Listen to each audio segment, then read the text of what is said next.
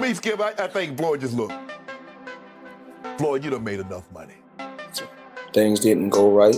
You know, took a loss. I took a heavy loss, actually. But nothing can hold me back. Get back? Yep. Does this man have no shame? No. Is he not easy money Mayweather? Shannon Sharpe didn't hold back after hearing claims that Mayweather lost a massive $42 million in a scam. He showed clear disappointment and said that when it comes to deals at that level, every legal step, including state and federal requirements, should be checked carefully. Sharpe explained that someone with Mayweather's experience should personally confirm every detail instead of relying on others. In his view, a fighter who built such a huge empire cannot afford to overlook financial paperwork, because one mistake can turn into a loss worth millions. He added that success also brings responsibility, and the bigger the money gets, the more careful a person must become with every decision. The thing is that Floyd is what they call an independent contractor. And what happens is that when you become an independent contractor, Skip, if you make $230 million, they give you two checks, one check for $230 million. It is up to you to take out the deduction and make sure state, federal, whatever else needs to be deducted is paid to the Internal Revenue Service. In response to the criticism, Mayweather spoke about the way he sees money and success. He said that people often misunderstand him just because he talks about wealth openly. According to him, money has never been about showing off, but about having the freedom to live life on his own terms.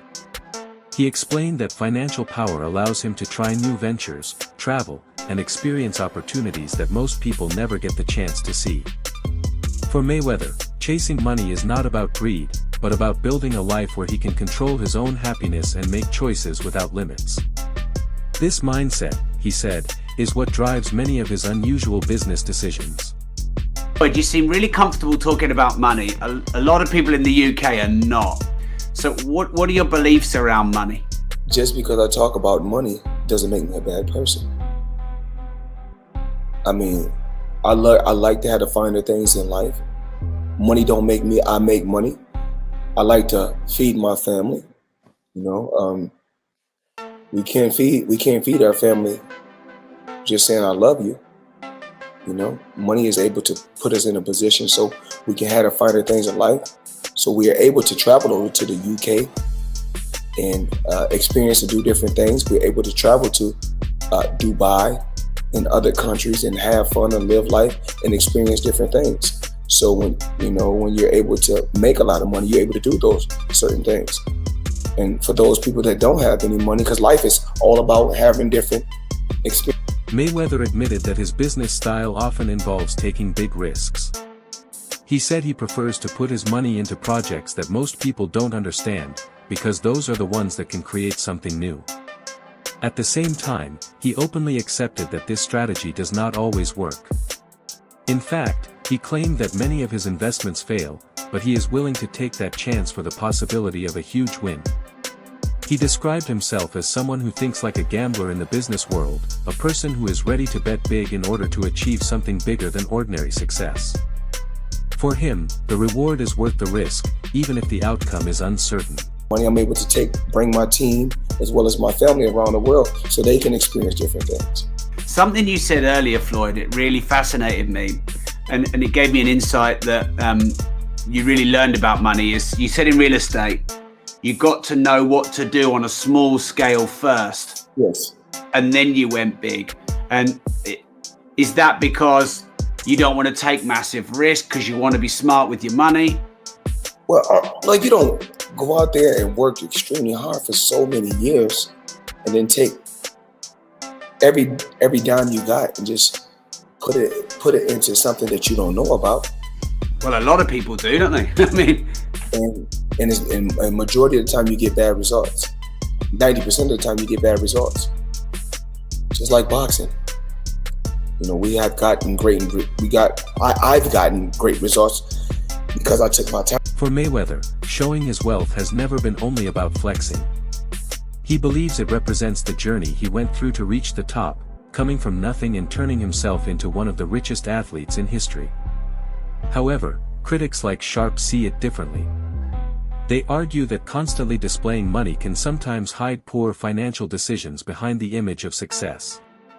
According to them, when the focus becomes proving how rich you are, it can distract from the discipline needed to keep that wealth secure. This difference in perspective has become one of the main reasons people question whether Mayweather's financial moves are always as smart as they appear. Money Man is getting ready. Super Bowl weekend, Las Vegas. We had to get the ones. Make it rain. You hear them? I need everybody. I mean everybody. At Girl Collection, Thursday, Friday, Saturday, Sunday, the Super Bowl, or whoever win or lose, it don't matter. I need everybody there. Girl Collection. Yeah.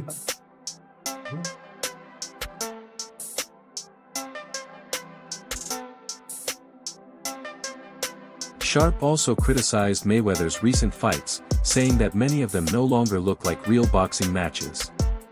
He claimed that some pay-per-view events sell only because fans want to see Mayweather finally lose, not because the competition is meaningful. In his opinion, these exhibitions feel more like entertainment shows than serious fights. He compared them to professional wrestling, where the goal is to attract attention rather than prove greatness.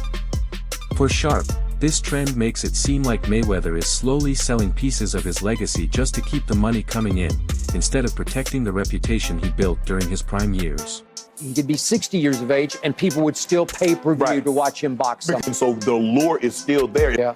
They want to see Floyd get beat, even if it's somebody that's not a name that man, a YouTuber did something that a world champion couldn't do. Yeah. Didn't. Yes. No. But I saw Floyd Mayweather get knocked down. But at what point does Floyd have enough money not to stoop to do these exhibitions? But at some point there is athletic dignity attached to 50 and 0, and that's the allure of this. Yeah. It's the equivalent of, okay? And the people that they're putting him in there with can't put him in harm's way. No, So he doesn't see like, like you said, I watched this ruckus on Twitter. I was like, what? Like, oh my goodness. Okay. It definitely was like that.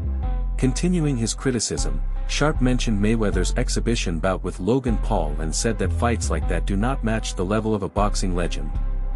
He argued that even at an older age, people would still pay to watch Mayweather fight, but that does not mean every fight is worth doing. According to him, stepping into the ring for matches that lack real competition can damage the respect a champion earned over decades. Sharpe questioned why someone who reached the highest level in the sport would risk his image for quick paydays. In his view, it gives the impression that money has become more important than honor or legacy. Does this man have no shame? No. Is he not easy money Mayweather now? Get that money. Yeah, get that money. He'll pick up either 15, 20 mil. He was a highly respected champion. Still He is. dominated the sport. Yes. Greatest defensive fighter ever. And you're going to stoop to this? Yep. It's not even the right Paul. It's not Jake Paul. It's the older We get brother. we get the brother He's then. easier. Look, I was like, I started with the moment Nate Robinson hit that canvas face first. Yeah. I'm like, who can we nominate as an athlete to get our get back? I looked at James Johnson. Okay, but it's not Jake. It's the older brother. I want somebody. Somebody? Brandon Marshall, our first thing first, Brandon Marshall. Yep. But I'm gonna tell you who good with their hands and you might not know, Curtis Martin. So what? And we want our get back. That's what. So you want Curtis Martin to fight Jake Paul? I now? wanted to fight something. We go get our get back. Y'all nothing to have bragging Well, rights. this isn't even a fight. Nope. This is an exhibition. No, I know what happens. How low can you go? I know you over there. You're like, yeah, we got him. You know, no. We go get our get back. This for the culture. We gotta represent.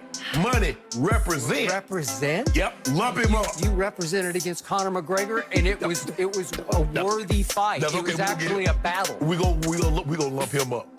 Yeah, we gonna lump him up. As Mayweather started talking more about real estate, new doubts began to appear. He claimed that he had purchased a huge number of apartment units across dozens of buildings in New York, presenting the deal as proof that he was building an empire outside boxing. However, when people looked into public property records, the story did not seem to match. There were no clear signs of ownership changes, and housing organizations said they had not received information about such large sales. Because of this, many in the real estate world started wondering whether the numbers were exaggerated or if the deals were not as big as they sounded. Mayweather Jr. I mean, we all know him, the tremendous, talented boxer, but people don't realize how smart he is in business, especially real estate. He just did a blockbuster deal, forget about it. Upper Manhattan, 1,000 units, consisting of 60 buildings, affordable housing. $402 million purchase price. The seller, Black Spruce Management. This is going to be a monster, huge deal. Already a very big portion of it already closed. The remaining portion should be closing the beginning of 2025. This is a guy who believes in long-term wealth, generational wealth. He's heavily involved in skyscrapers. Now he's getting very, very big in affordable housing in Upper Manhattan. Tremendous deal. $402 million. Once again, 1,000 units, 60 buildings. Forget about it, Maron. That's what I'm talking about. That's smart. That's generational wealth, in my opinion. Not financial advice, not a financial planner, but very, very impressed. Floyd Mayweather Jr. Not too shabby. V for victory. Reporters who tried to confirm the real estate claims found even more confusion.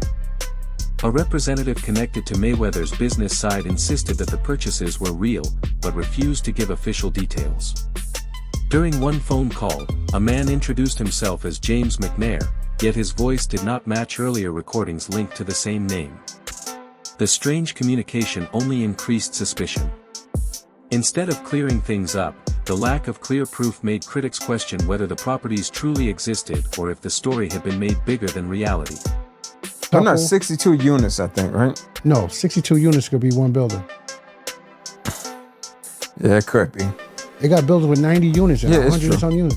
He has 62 multifamily units. That's what it says. So that's 62 buildings. Like you just said, it's probably 62 think buildings. about it. If he has that, some of the buildings might not be in the best condition. Right. So knock it down and build, or knock, if they're side by side, knock both of them down. Don't renew rents. Let them move out and then build a skyscraper. Right. Or if he makes commercial. The person speaking on behalf of Mayweather said that his interest in housing projects came from his childhood. Growing up in affordable housing made him want to invest in similar places later in life. According to that explanation, he liked the idea of earning money while also helping communities by owning rent-regulated buildings. The story painted his business decisions as emotional as well as financial. Still, some critics were not convinced. They wondered if this personal story was being used to support claims that did not have strong evidence behind them, which made the situation even more unclear. Collecting rent, hustlers.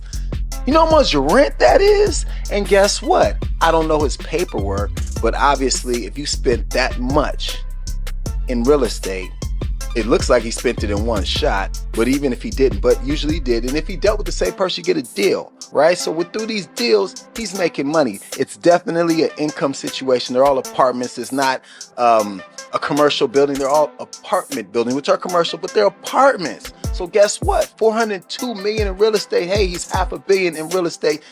In recent years, Mayweather has talked more and more about building wealth through real estate instead of boxing. He presents these projects as proof that his success continues even after retirement. But as the claims grow bigger, experts in the industry have started to question how much of it can actually be confirmed. They say that serious investors usually show clear documents, while Mayweather often makes bold statements without detailed proof. Because of this, the public is left divided. Some people admire his confidence, while others feel uncertain about how real his business empire really is. Ain't still out here doing big deals. Money Mayweather just inked a massive $402 million real estate deal in New York City, buying up 60 apartment buildings from Black Spruce Management, the equivalent of 1,000 apartment units. Now, Floyd said the goal is to be able to provide affordable housing to families that need it. Most of the units are located in Upper Manhattan, and he said that when he was a kid, his dream was just to be able to own a home, and that you can achieve anything if you put your mind to it. Damn, Floyd just bought the block. I'm proud of Floyd. He's come a long way. This is a guy who was once seen burning money in a nightclub. He spent $17 million on a watch. Not to pocket watch him, but people looked at him for years like, yo, he wastes a lot of money. Does he ever give back? And now he's providing affordable housing? Damn, Money Mayweather's come a long way. This is a real good look. It shows evolution, it shows maturity. Not to mention, it's always great to see another person of color become. Long before these controversies, Mayweather became famous for trusting himself more than anyone else. Early in his career, he even placed a large bet on his own fight, showing how confident he was in his abilities. That moment became part of the story he tells about building his empire without depending on traditional managers. Fans loved the idea of a fighter controlling his own career, making his own deals, and keeping the biggest share of the money. But the same independence that helped him succeed also meant that every mistake would fall on him alone. Successful boxer in history with a 50-0 record, and one of the wealthiest athletes of all time with $1 billion in earnings. But I bet you didn't know, it all started with a $750,000 bet on himself. Here's the wild story. In 2006, Floyd Mayweather was 10 years into his boxing career and earning over $5 million per fight. At the time, Mayweather was signed to Bob Arum's top-ranked boxing promotion, a partnership which saw Arum get 25% of Mayweather's fight purse. But Mayweather wanted more, and in 2006, he turned down $8 million to fight Antonio Margarita and said he deserved $20 million to fight Oscar De La Hoya. Arum wasn't happy and wouldn't pay up, so Mayweather paid the $750,000 exit fee in his contract to leave Top Rank. Mayweather then went on to promote his own fights, earning a percentage of every ticket, hot dog, and beer sold at the event, and most importantly, all pay-per-views sold. And just 1 year later in 2007, after leaving Top Rank, Mayweather made $25 million for his win against Oscar De La Hoya. Now that's what happens when you bet on your... Unlike most athletes, Mayweather chose not to hire a full-time manager to control his finances. He handled negotiations himself and made the final decision on every deal. This gave him complete control over his career, and for many years it worked perfectly, turning him into one of the richest names in sports. However, having total control also means carrying total risk. Without a professional team checking every detail, the chances of falling into bad investments become higher. Supporters see his independence as strength, but critics believe it also makes him vulnerable to costly errors. I think with Floyd, he's never had a manager as well, right? He's always negotiated his own deals. Is that what kind of led to as well? If he didn't have to cut a it's not that he ain't got a manager, but he has got a manager. So he's can't remember his name now. So he's got a man, an elderly fella that's always with him, and but he does everything goes through him, everything. Floyd ain't very clever, believe me. But training wise, man's a genius, and it's hard work, dedication. Don't matter how good you are. I mean, I am world class as an athlete, but I never trained like top boys. I just thought, don't worry, because I love a row, I love the fighting. Let's just turn up. Yeah. I mean, after 3-4 rounds, if I ain't knocked you out, got Sting coming at me. All right, everyone, stay tuned for the latest in boxing news, highlights, events, and stories. Subscribe to Legacy Round and turn on notifications so you never miss an update. Be sure to watch our other videos too. Until next time, take care and stay safe.